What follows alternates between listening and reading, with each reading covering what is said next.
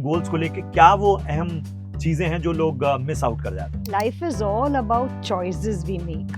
चाहे कितने भी आप जिंदगी ना मिले दोबारा जैसे हो, थोड़ा बहुत प्लानिंग, गोल बेस्ड फाइनेंशियल प्लानिंग करना जरूरी हो जाता है। बिगिनिंग अच्छा करोगे तो एंड आपके कंट्रोल में होता है। लोग लक्ष्य से ज्यादा रिटर्न पे फोकस करते रिटर्न्स तो एक बाय प्रोडक्ट है, अपने आप आ जाता है। लेकिन अगर आप सही एसेट एलोकेशन को फॉलो करके गोल बेस्ड फाइनेंशियल प्लानिंग करोगे तो आपको 101% अच्छे रिटर्न्स जो हम बोलते हैं ना, लॉन्ग टर्म में, मीडियम टर्म में, वो हासिल कर सकते हैं। हैं। फाइनेंशियल प्लानिंग के गोल्स क्या क्या होते हैं? गोल की तो आज डेफिनेशन बदल गई है, लेकिन चाहे गोल कुछ भी हो, शॉर्ट टर्म हो, मीडियम टर्म हो, लॉन्ग टर्म हो, चाहे आपकी रिस्क टेकिंग एपेटाइट कुछ भी हो, आप चाहे एग्रेसिव हो, मॉडरेट हो या कंजर्वेटिव हो, फाइनली आपको गोल को डिसाइड करके फिर अगर आप प्लानिंग करोगे, इन्वेस्टमेंट्स करोगे तो वो जरूर हासिल करेंगे। किस लिहाज से ये गोल के साथ टाइम होराइजन का जो संतुलन है वो बिठाना होता है? एज अ रिटेल इन्वेस्टर अगर आपको 500 रुपये से भी कुछ शुरू करना है और करोड़ों रुपया बाद में हासिल करना है तो वो SIP के माध्यम से म्यूचुअल फंड में आपको ज़रूर निवेश करना चाहिए। और अगर आपका होराइजन सपोज इमरजेंसी फंड के लिए आपको रखना है तो 1 डे टू 1 ईयर में आप लिक्विड म्यूचुअल फंड में डाल सकते हैं। 1 ईयर टू 3 ईयर का अगर आपका होराइजन है तो आप जीरो इक्विटी में डालिए, डेट म्यूचुअल फंड में डालिए। अगर आपका होराइजन थोड़ा सा ऊपर है, 5 to 6 ईयर्स का है, तो आपको gold, silver, multi asset fund में डालिए, जिसमें आप काफ़ी सारी चीज़ें, डेट, इक्विटी, इंटरनेशनल स्टॉक्स, बहुत सारी चीज़ें उसमें आ जाती है। जहाँ पे भी आपका टाइम होराइजन 10, 12, 15, 20 साल का है, प्रशांत, आपको 101% इक्विटी में डालना चाहिए। तो मैं आधी इन्वेस्टमेंट जर्नी तो पूरी कर चुका हूँ, अब मैं बीच में चाह रहा हूँ कि मैं किसी गोल के साथ अलाइन हो जाऊँ, हो सकता है? हमारे गुजराती में एक प्रोवर्ब है, जाग्या त्यांथी सवार। ओह, इसका मीनिंग हुआ कि जब भी आपको कोई भी अच्छी चीज़ का रियलाइजेशन होता है ना लाइफ में, वो ही दिन आपके लिए सही है, वो ही मोमेंट आपको वो शुरू करना चाहिए। कोई भी चीज़ जिंदगी में लेट नहीं होती है। अगर कोई फाइनेंशियल जर्नी में है तो उसको शुरुआत में 3-4 गोल्स कौन से ऐसे आपको स्पेसिफिक लग रहे हैं, नंबर ऑफ गोल्स जो लिटरली होने चाहिए लोगों के? हेलो, नमस्कार। आप देख रहे हैं मनी गुरुकुल की एक खास सीरीज जिसके तहत हम दुनिया भर के दिग्गज जो सर्टिफाइड फाइनेंशियल प्लानर्स हैं और आपकी इन्वेस्टमेंट जर्नी में जो आपके मार्गदर्शक बन सकते हैं, आपके गाइड बन सकते हैं, उनके अमेजिंग इंसाइट्स और उनके गुरु मंत्र आपके लिए लेकर आ रहे हैं। और आज इसी कड़ी में खास मेहमान हमारे साथ बनी हुई है, मुझे बड़ी खुशी हो रही है खास तौर पे परिचय कराते हुए अल्पा शाह जी को, जो कि फाउंडर और सर्टिफाइड वेल्थ मैनेजर हैं, ऑथर हैं, फाउंडर एम्पावर एजुकेशन से और मैनेजिंग ट्रस्टी हैं फ्रीडम फाउंडेशन से। Thank you so much Alpa ji, अच्छा लग रहा है आपसे बातचीत करते हुए।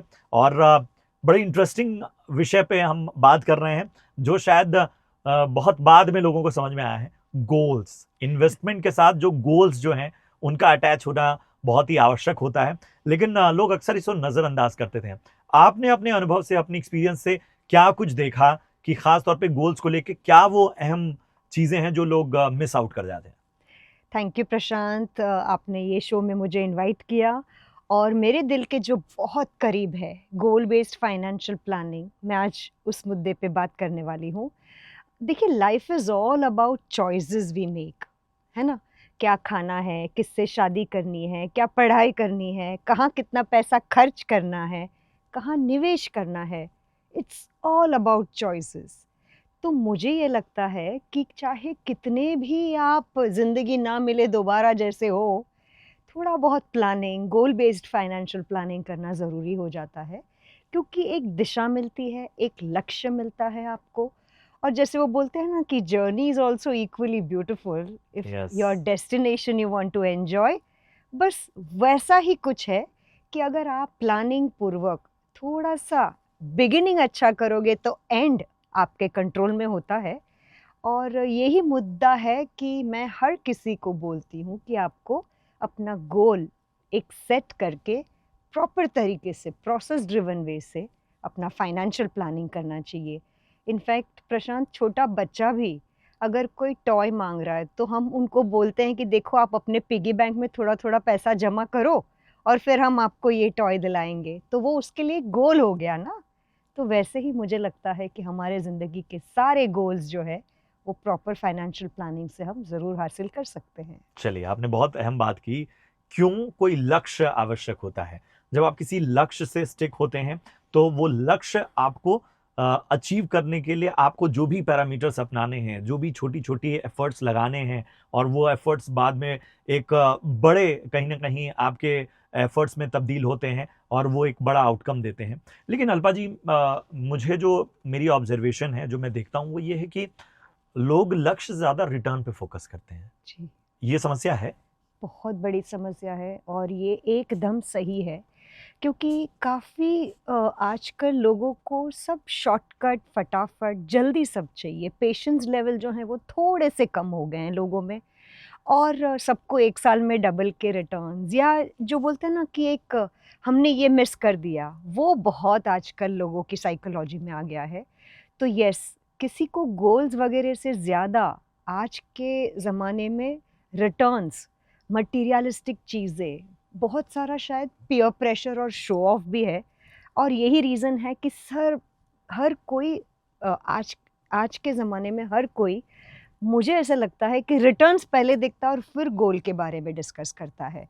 तो ये एक बड़ी दुविधाएँ हैं, और इसे हम कैसे इसको अगर हम अप्रोच सही तरीके से करें एज़ अ फाइनेंशियल प्लानर या एडवाइज़र, तो मुझे ये लगता है कि चाहे वो कोई भी हो, हमारे साथ जो भी इंसान बैठा हो, चाहे हुँ। वो वुमेन हो, मेन हो, छोटा बच्चा हो, अगर हम उन्हें ये सिखा दें कि रिटर्न्स तो एक बाय प्रोडक्ट है, अपने आप आ जाता है, लेकिन अगर आप सही एसेट एलोकेशन को फॉलो करके गोल बेस्ड फाइनेंशियल प्लानिंग करोगे, तो आपको 101% अच्छे रिटर्न्स जो हम बोलते हैं ना, लॉन्ग टर्म में, मीडियम टर्म में, वो हासिल कर सकते हो। चलिए, तो हमें बताइए, ये गोल्स क्या-क्या होते हैं? मतलब जी, अब आप जैसे अमूमन लोगों के मन में आ रहा होगा सवाल कि भई मैंने तो ऐसा कुछ सोचा ही नहीं, मतलब मेरा गोल क्या हो सकता है? जी, मतलब एक अगर फाइनेंशियल प्लानिंग के मतलब ठीक है, मुझे एक अच्छा सिंगर बनना है, मुझे एक अच्छा डॉक्टर बनना है, इंजीनियर बनना है या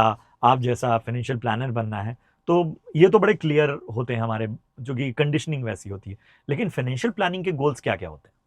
ये बहुत अच्छा सवाल है। देखिए, पहले का ज़माना, मैं मेरे ज़माने की बात कर रही हूँ, तब कॉमन गोल्स हुआ करते थे। बच्चों की पढ़ाई, शादी, रिटायरमेंट प्लानिंग, कहीं घूमने जाना, गाड़ी खरीदना, घर खरीदना।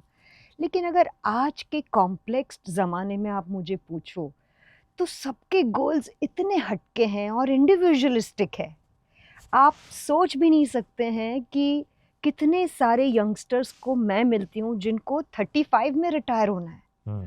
तो उनके लिए मिड लाइफ प्लानिंग एक बहुत बड़ा मुद्दा है और गोल हो गया। यानी कि अगर वो जल्दी शुरू नहीं करेंगे अपने इन्वेस्टमेंट्स को या अपनी लाइफ को, अगर वो प्रोसेस ड्रिवन अप्रोच नहीं फॉलो करेंगे, तो वो कभी भी, मुझे नहीं लगता है कि 40 के अंडर रिटायर हो पाएंगे। हुँ, और उनकी सेकंड लाइफ के लिए अगर वो नहीं सोचेंगे, वो भी तो एक बहुत बड़ा गोल हो गया। वाक़ई। तो सबके गोल अलग है। शादी आज काफ़ी लोगों को करनी नहीं है। अच्छा, सबको एंटरप्रेन्योरशिप में बहुत दिलचस्पी है, फॉरेन स्टडीज़ बहुत करनी है सबको, तो गोल्स काफ़ी चेंज हो गए और होने भी चाहिए। हुँ, काफ़ी मैं लोगों को जब मिलती हूँ तो पेरेंट्स के लिए बहुत सारा कुछ करना होता है, यंगस्टर्स को चैरिटी, फाउंडेशंस खोलने होते हैं।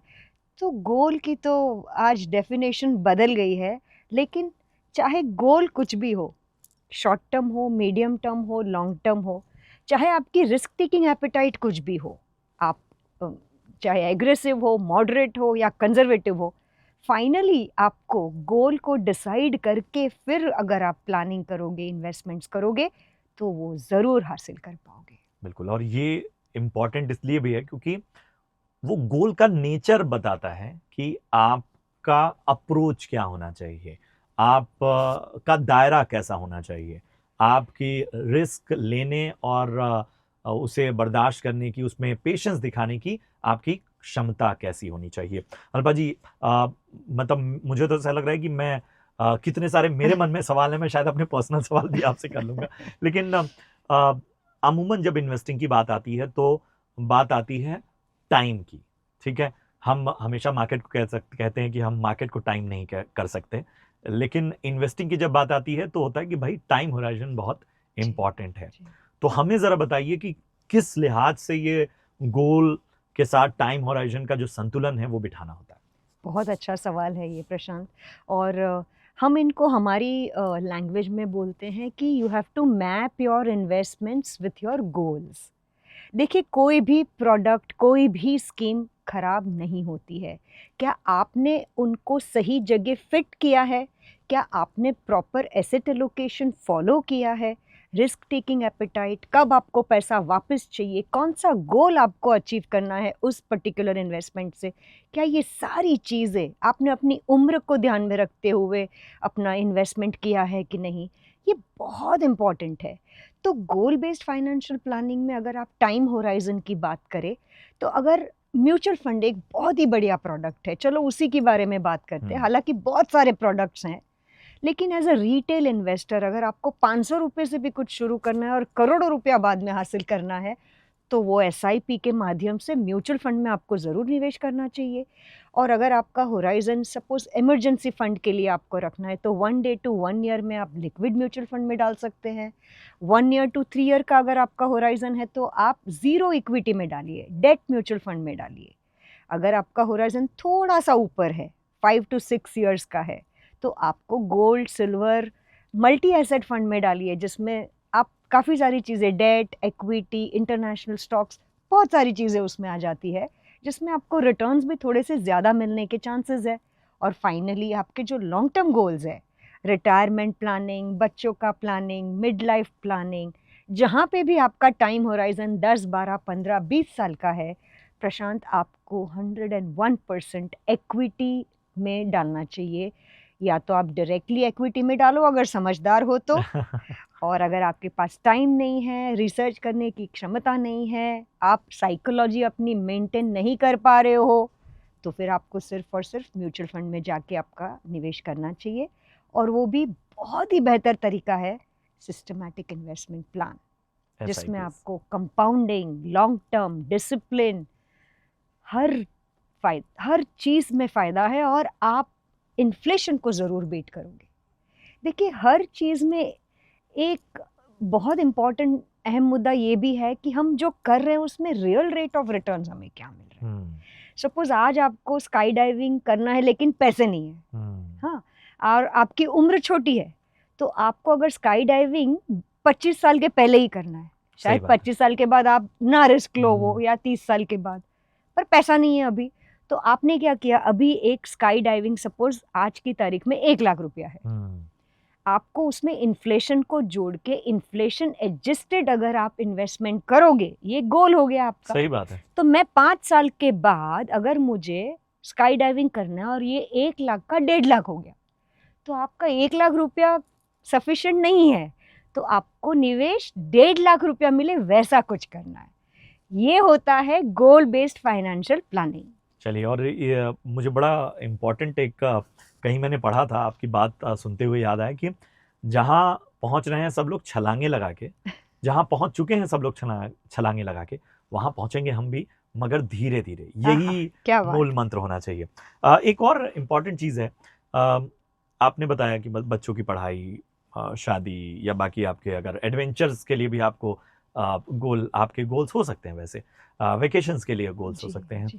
अब इसमें होता है कि बहुत से लोग होंगे कि मतलब एसेट एलोकेशंस का अप्रोच इसमें किस तरह, मतलब अलग अलग है तो शायद अलग अलग ही होगा। जी, देखिए, one size doesn't fit all, mean सगे भाइयों में या सगे बहनों में भी रिस्क टेकिंग एपेटाइट अलग होती है, हस्बैंड वाइफ में भी एकदम अलग होती है।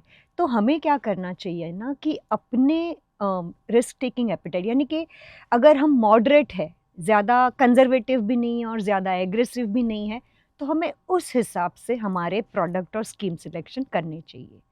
और अगर हम एग्रेसिव है, हमें थोड़ा सा कैलकुलेटेड रिस्क ज़्यादा लेके आगे बढ़ना है, लेकिन रिटर्न्स अच्छे चाहिए, तो फिर आपको उस हिसाब से निवेश करना पड़ेगा, जो कि इक्विटी होगा या थोड़ा सा high risk high return category में आप जा सकते हो। But everything, Prashant, depends on what goal and when do you want that money back, ये इम्पोर्टेंट है। देखिए, आज अगर आपने अपनी बेटी की शादी के लिए अगर एक SIP शुरू करी है, आप उस SIP को कभी स्टॉप नहीं करोगे जब तक आपकी बेटी की शादी ना हो जाए। सही बात है। क्योंकि emotionally you are attached with that goal and not with that investment.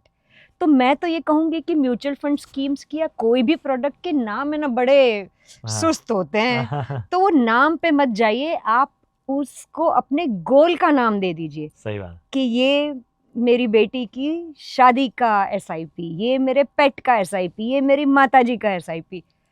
Trust me, आप उसको कभी भी स्टॉप नहीं करोगे और उसको अच्छी तरह से वो ही गोल में स्पेंड करके आपको सुकून मिलेगा। क्या क्या बात है। और मैं मतलब लिटरली अच्छी चीज ये है कि इन्वेस्टर्स के इमोशन को किस तरह से आप जैसे एक्सपर्ट्स पकड़ते हैं और वो चाहते हैं कि वो उस चीज को, मतलब आप शायद हम क्या ना, हम लोग ऐसे लोग हैं, मतलब भारतीय लोग क्या है ना, इमोशनल जज्बाती लोग हैं। तो उनको अगर किसी इमोशन के साथ नहीं जोड़ा जाएगा तो शायद वो मोटिवेट नहीं होंगे। तो हमारा काम है मोटिवेट करना आपको।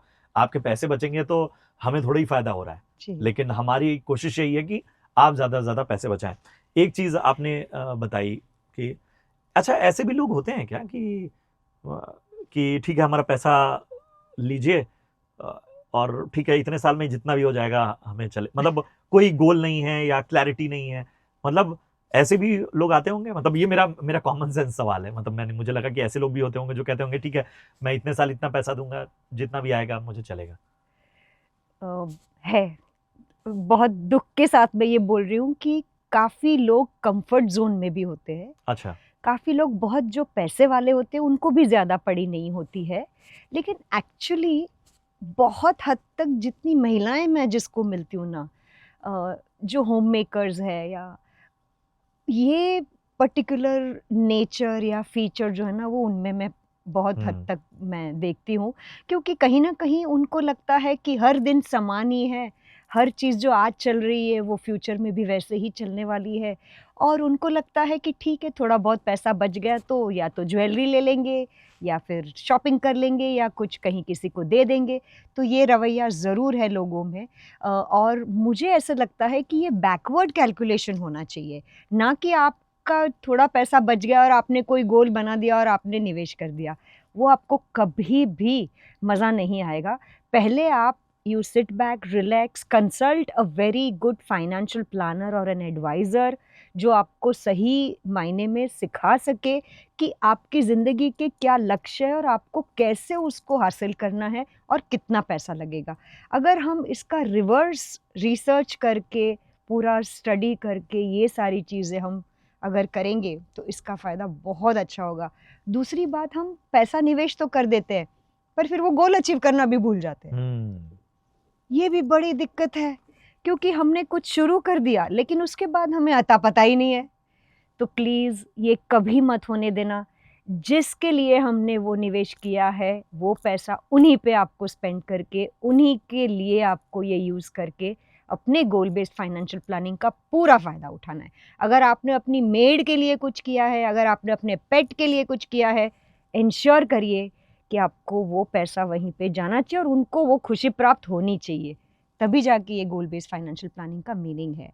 इनफैक्ट यहाँ पे एक चीज़ और भी मैं बोलना चाहूँगी कि I lost my mother in cancer. तो ये कैंसर एक ऐसी बीमारी है ना कि हमें तब तक नहीं पता चलता है जब तक वो हमारे घर में नहीं आती है। हम उसके लिए कुछ प्लानिंग नहीं करते हैं, वी आर नॉट प्रिपेयर्ड, ना कोई ऐसी जोरदार मेडिक्लेम पॉलिसी लेते हैं, क्योंकि हमें ऐसे ही लगता है कि हमारे साथ कुछ नहीं होने वाला है, और वैसा ही होता है। ना भी हो, भगवान यही करे कि किसी के साथ कुछ ना हो, लेकिन होता है। तो फिर जब मैं ये सारी चीज़ों से गुजरी तो म्यूचुअल फंड इंडस्ट्री में ऐसी स्कीम्स है जिसमें आपके रिटर्न्स का कुछ हिस्सा कैंसर पेशेंट्स में और कैंसर NGOs में अपने आप पहले ही बांट दिया जाता है। Great great. और रिटर्न्स आपको उसके बाद ही मिलता है। तो क्या होता है ना कि कभी कभी हम भूल जाते हैं कि हम डायरेक्टली कुछ डोनेशन ना करें, लेकिन ये गोल बेस्ड फाइनेंशियल प्लानिंग और ऐसे स्कीम्स की वजह से ऑटोमेटिकली जो हमें करना होता है, इंटेंशन अच्छे होते हैं, वो हो जाता है।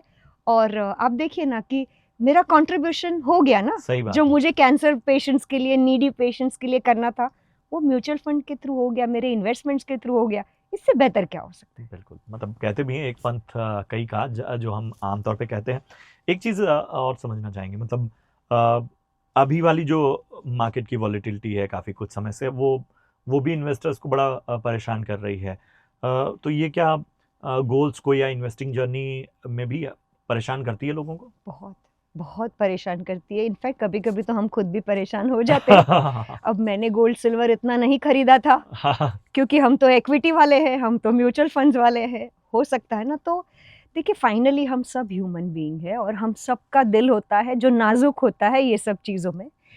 लेकिन 100 बात की एक बात, मुझे ऐसे लगता है कि अगर आप अपने शॉर्ट, मीडियम और लॉन्ग टर्म कैश फ्लो समझ लो लाइफ में, और शॉर्ट, मीडियम और लॉन्ग टर्म गोल्स समझ लो ना, तो आप कभी भी कहीं पे भी गलत नहीं जा सकते हो। इसका एक कारण है, क्योंकि आपने दोनों चीज़ को बैलेंसिंग फैक्टर से समझ लिया। और मुझे ये लगता है कि अगर आपको आगे जाके सही मायने में हर स्टेज में आपको अगर फाइनेंशियली फ्रीडम अचीव करना है, तो एक ही तरीका है, वो है प्रॉपर एसेट एलोकेशन फॉलो करके गोल बेस्ड फाइनेंशियल प्लानिंग करिए। मैंने 23 साल काम किया प्रशांत, कॉरपोरेट वर्ल्ड में, और फिर मैंने मेरे मिड लाइफ में खुद का बिजनेस शुरू किया। अगर मेरे पास प्रॉपर फाइनेंशियल प्लानिंग या मैंने वो गोल मेरे दिमाग में नहीं रखा होता सही कि बात। मुझे मेरे खुद का बिजनेस शुरू करना है, तो वो मैं ये कभी नहीं कर पाती। थैंक्स टू माय एसआईपीज, जो मैंने बहुत सालों से शुरू करी थी। जैसे ही मेरी नौकरी मैंने छोड़ी, मेरी सैलरी तो बंद हो गई, कैश फ्लो तो बंद हो गया, लेकिन मैंने मेरे सारे इन्वेस्टमेंट्स को एकदम कंजर्वेटिव जगह डाल दिया, क्योंकि मेरी रिस्क टेकिंग एपेटाइट खत्म सही हो गई बात है। थी। तो मुझे पैसिव इनकम इतनी मिल जाती थी कि भाई मैं मेरे स्टाफ का सैलरी, इलेक्ट्रिसिटी बिल, रेंट, कभी भी मैंने किसी को भी लेट पेमेंट नहीं किया, चाहे वो वेंडर हो। कैश फ्लो मैनेजमेंट हो गया। ये गोल बेस्ड फाइनेंशियल प्लानिंग नहीं है, ये बहुत बड़ी चीज़ है। इट वाक़ई। Has given me an opportunity to become a social entrepreneur thanks to my goal based financial planning. चलिए, और मेरे ख्याल से ये सबसे बड़ी इंस्पिरेशन है। मतलब जैसा आपने बोला कि आज हर दूसरा व्यक्ति चाहता है कि वो खुद का काम शुरू करे, तो याद रखिए कि डिसिप्लिन वहाँ भी बहुत आवश्यक है। हम बार-बार इमरजेंसी फंड को क्यों प्रमोट करते हैं, बार-बार क्यों उसका ज़िक्र करते हैं? इसीलिए करते हैं ताकि अ, घबराहट जो है ना, वो एक दिन में भी आती है और पूरे ड्रीम्स, पूरा पैशन कहाँ चला जाता है किसी को पता भी नहीं चलता। तो उसमें इस तरह की प्लानिंग और इस तरह के तजुर्बे की बहुत आवश्यकता होती है। एक चीज़ भी मैं समझना चाहूँगा कि अमूमन ये भी होता है कि ठीक है, मान लीजिए मैंने फाइनेंशियल प्लानिंग शुरू की। मैं उस तरह का इन्वेस्टर रहा जिसने ज़्यादा सोचा नहीं, जिसने सोचा कि चलो भई हाँ, कुछ पैसा बचत करना है, उसको किसी गोल से जोड़ा नहीं। लेकिन एक वक़्त पे आके मुझे ये रियलाइज़ हो रहा है कि यार, कोई गोल तो होना चाहिए। अब मैं आधी इन्वेस्टमेंट जर्नी तो पूरी कर चुका हूँ। अब मैं बीच में चाह रहा हूँ कि मैं किसी गोल के साथ अलाइन हो जाऊँ। हो सकता है ऐसा? हाँ हाँ, ज़रूर। हमारे गुजराती में एक प्रोवर्ब है, जाग्या ત્યાંથી सवार। ओह! इसका मीनिंग हुआ कि जभी भी आपको कोई भी अच्छी चीज़ का रियलाइजेशन होता है ना लाइफ में, वो ही दिन आपके लिए सही है, वो ही मोमेंट आपको वो शुरू करना चाहिए। कोई भी चीज़ ज़िंदगी में लेट नहीं होती है, चाहे वो कुछ भी हो।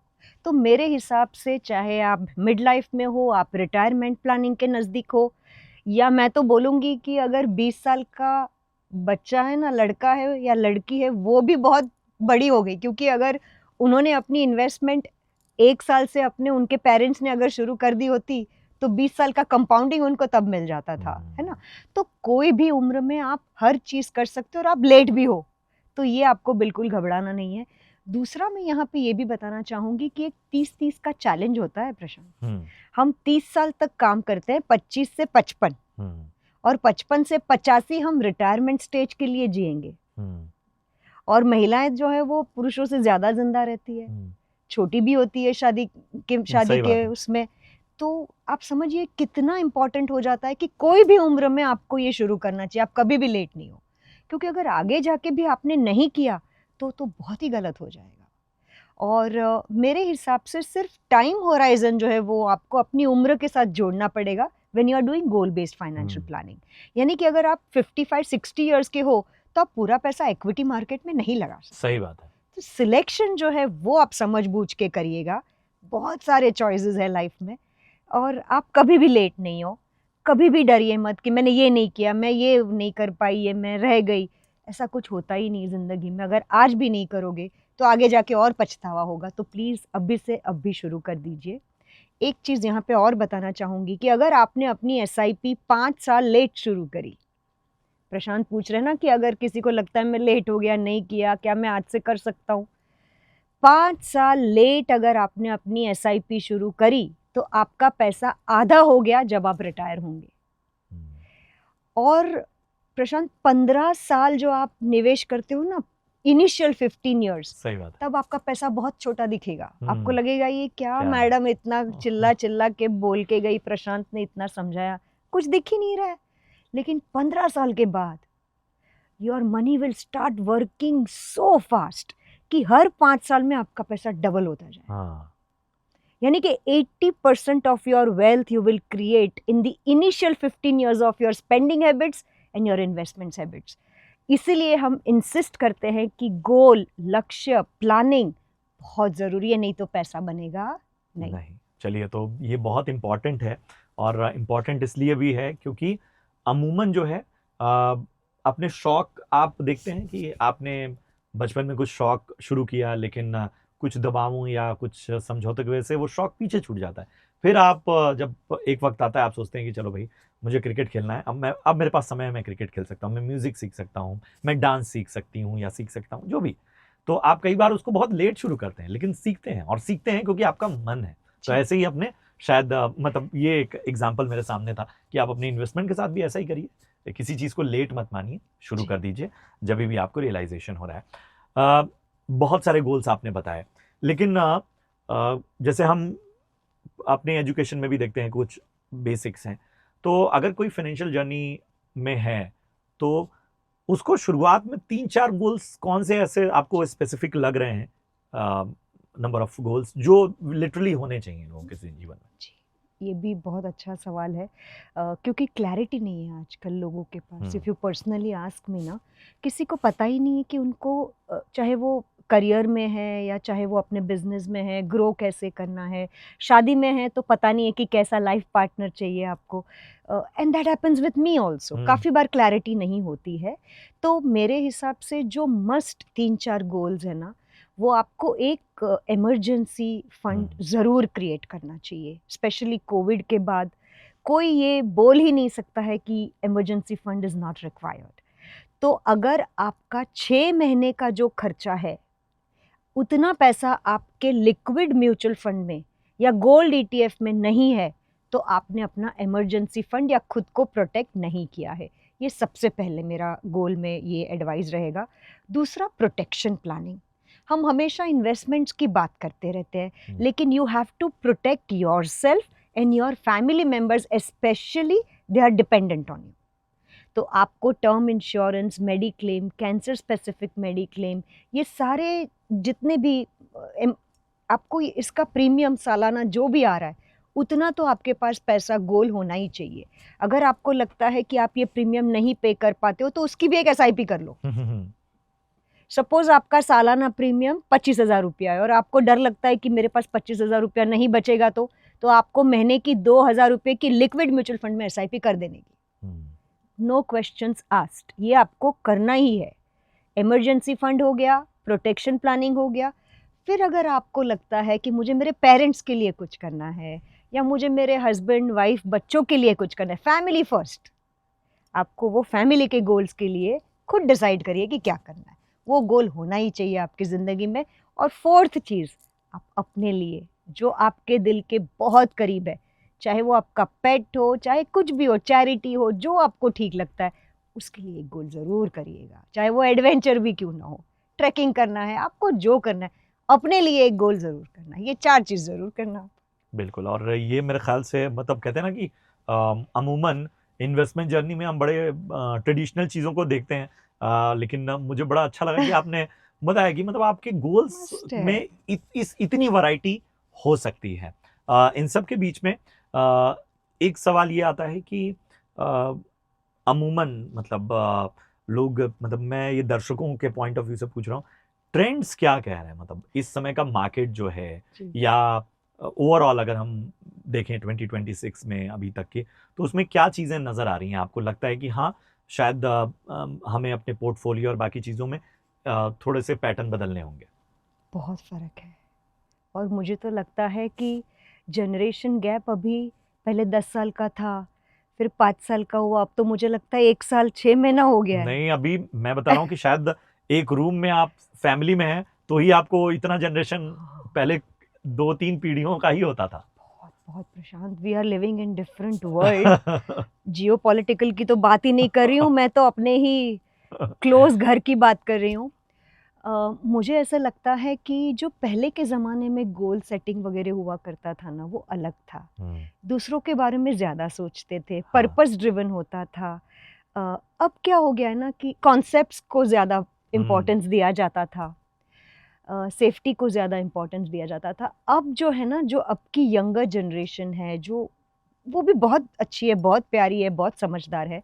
अब उनको घर खरीदना ही नहीं है अब का। हुँ, मेरा बेटा जो यूएस में है, he doesn't want to buy a house. हुँ, तो अब ही इज़ नॉट रॉन्ग, ये उनका तरीका है। हुँ, तो मुझे ये लगता है कि वो बाइंग अ हाउस जो एक ज़माने में हर किसी का ड्रीम हुआ करता था, आज के बच्चों में है ही नहीं।